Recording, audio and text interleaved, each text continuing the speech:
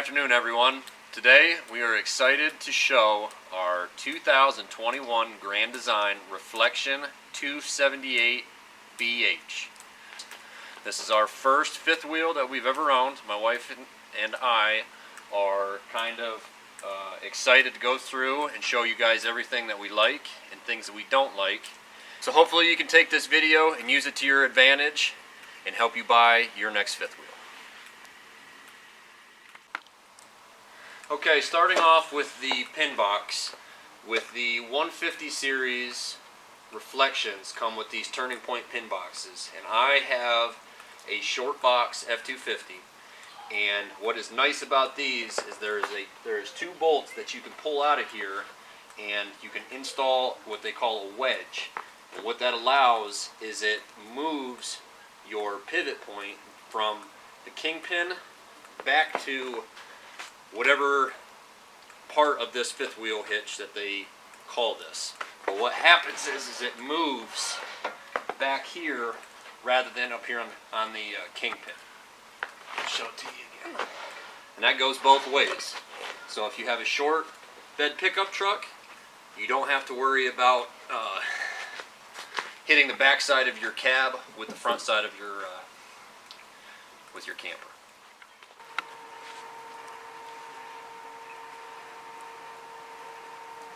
Okay, next what I'd like to go over is the auto level system here. This was new to us because of obviously going from a travel trailer to a fifth wheel. You have to hook up a little bit different. So this is the system that comes with the trailer, and it has an auto leveling button on here to where when you are setting up at camp, you come here, you hit both of these buttons, and there should be a green light that comes on, and all you have to do is press the auto level button. There's two jacks in the back and there's two jacks in the front, and it will go through its progressions to level the trailer within 4 inches. If you go to a camping spot where your trailer is lower or higher than 4 inches, you're going to have to somewhat level your trailer 4 inches.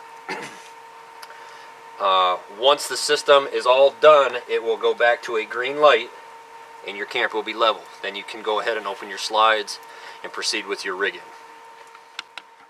Next is the hitch height. When you guys are all done packing in, your slide is pulled in, you have your truck backed up, all you have to do is hit the hitch height, and what will happen is your rear jack stands will pick up and the camper will actually go back to the position that it was before you auto leveled it.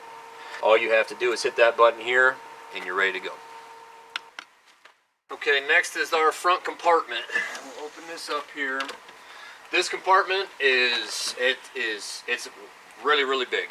I'm not sure what most people use for this compartment. I know some people use generators. Some people have the solar system where their batteries are.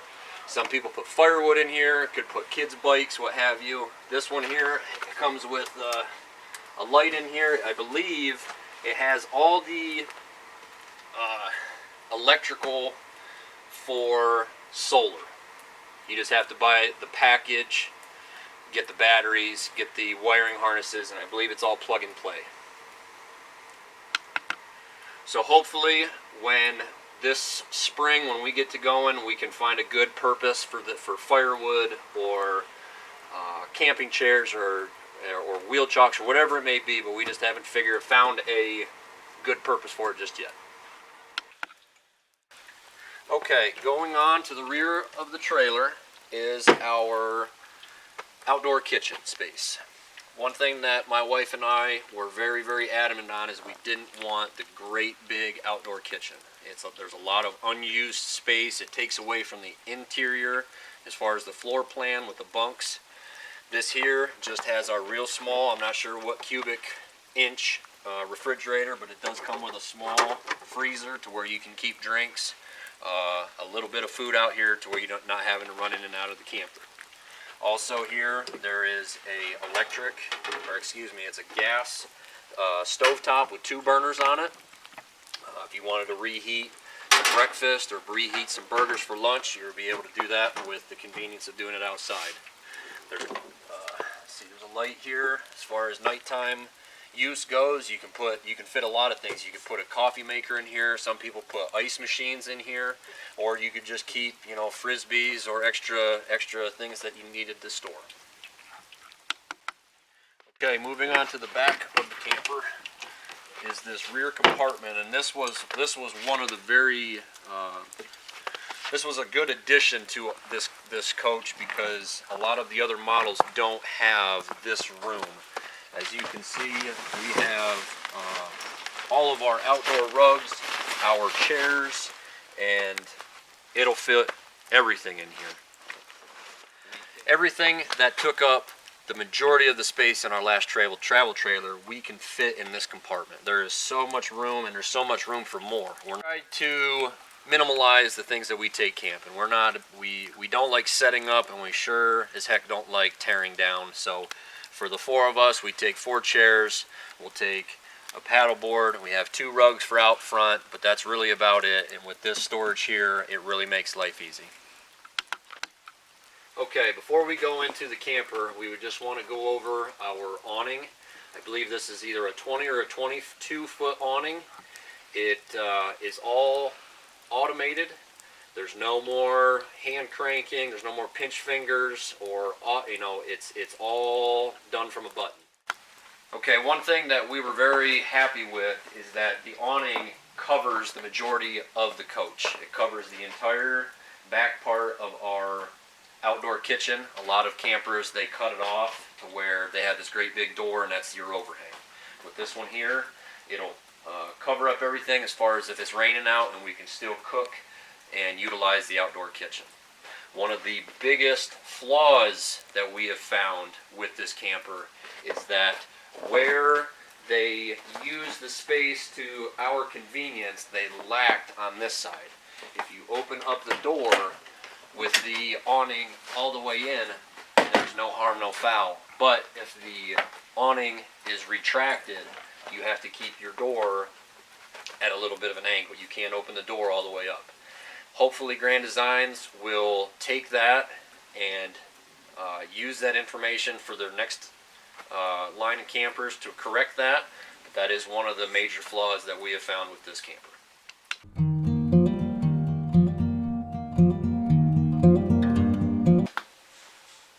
So the things that were important to me on the outside of the camper were the large garage storage space, the small outdoor kitchen as opposed to the huge outdoor kitchen that would infringe on indoor living space, and the awning that covers the outdoor kitchen. That was really important to me. So those were really big selling points to me on the outside, but on the inside there were even more selling points for me. One of the things that I was concerned about with the inside of the camper was the size of the refrigerator. It's an 8 cubic foot, and I was afraid it was going to be a little too small. But there is plenty of storage space in here because it goes almost all the way to the ground. So there's plenty of space to hold food for a couple of weeks. Something else we took note of is that we are new to having a slide as well. Our travel trailer was just a very short, compact, no slides, nothing fancy. So when we got this camper with a slide, we did not know that there could be water trapped above the slide, because there is a squeegee up there that should act as a squeegee to get rid of all of the water when it does rain or whatever. We have found while hanging out in the camper in the driveway that it does leak here. The water stays on the slide and leaks down through here and drips down onto the seat. So to remedy that, we are going to be paying for the install of an awning slide.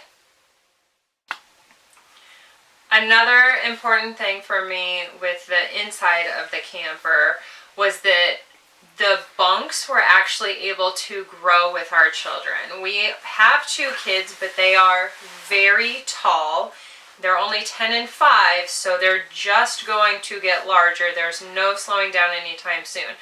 What we found when looking through bunkhouses was a lot of bunks are narrow. They're 26 to 30 inch widths and 60 inches long, and that's just not going to cut it for a camper that we are planning on keeping for a very long time. So this bunkhouse, which was new to this year, had the double over double bunks that are just shy of queen size. They're like 78 inches long and 58 inches wide, I think. So they're just shy of a full queen bed. And so we have plenty of space back here for if we had friends coming along with us, or I've even, while we've been here in the driveway the last month, slept on the bunks with the kids. What I have noticed, I don't know if it's just because it's cold out right now, is that this top bunk specifically has big divots in it from where the kids have slept. I don't know if that's something that's going to work itself out with the heat of summer, or if this is a flaw in the teddy bear mattress. But we do love that they are the thick 4-inch mattresses. They're very cozy. All of this counter space was very important to me. I love that it is all one seamless level from where you walk in the door and set your keys all the way over to the kitchen sink is all one level.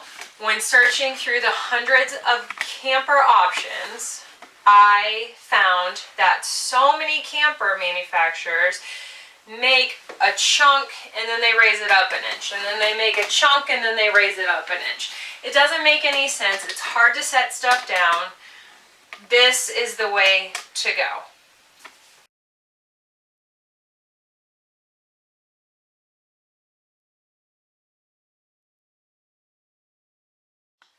Something that we are having an adjustment period to with this camper is the slam latch doors.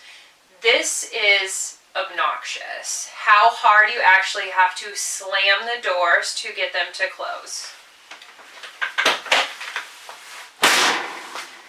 It's that every single time.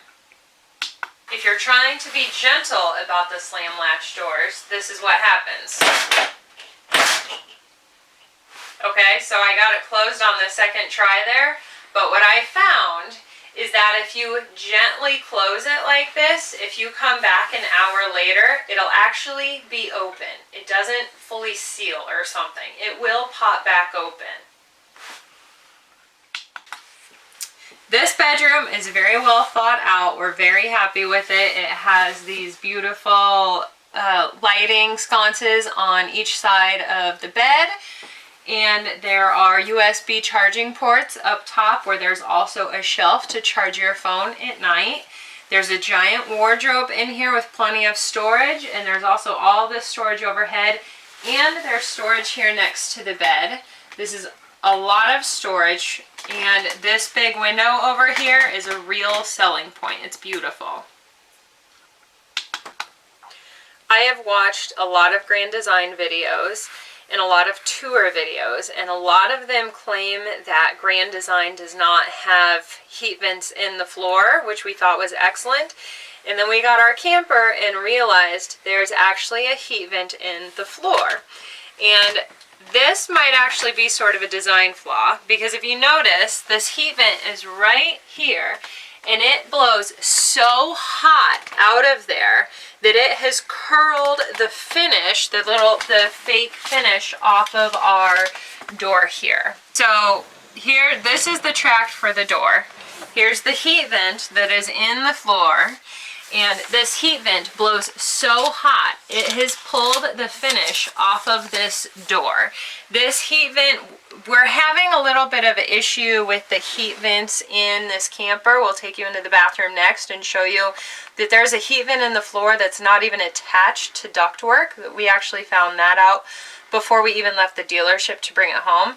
So we're not sure if this heat vent is blowing so hot because it's not escaping other places, or if this heat vent just blows hot, but it'll read over 99 degrees in this room when it's not anywhere near 99 degrees in the rest of the camper.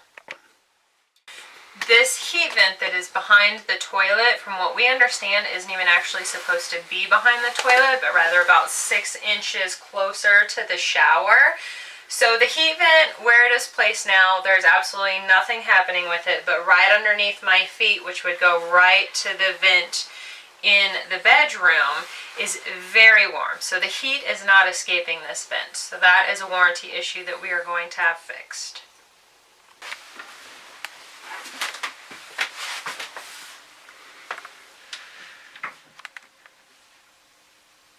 Okay, to wrap up our video here, we hope that everyone that watches can learn a little bit or maybe use some of the information that we've picked up through our new 2021 reflection. And I hope that everyone has a great and safe camping season.